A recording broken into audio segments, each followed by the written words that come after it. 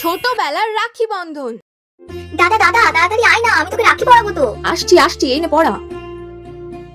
এবার আমার চকলেট দে। Chocolate? Chocolate তো আমি আনিনি। তুই এবারে আমার চকলেট আনিসনি, তুই কেন বারবার আমার চকলেট আনিস না বল তো? তুই মোটেও ভালো না। ও মা দেখো না বুনু চকলেটের জন্য কেমন করছে, আমি তো চকলেট আনিনি। আচ্ছা এগুলো দে। থ্যাংক ইউ দাদা। বড়বেলার রাখি বন্ধন। হ্যালো, হ্যাঁ দাদা।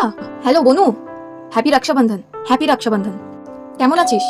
1 মিনিট থাম, আমি আসছি, 1 মিনিট দাঁড়া। হ্যাঁ ম্যাম, বলছি আপনার একটা পার্সেল ছিল, এখানে একটা সই করে দিন। হ্যাঁ হ্যালো দাদা। কি গিফট পেলি? কেমন লাগলো?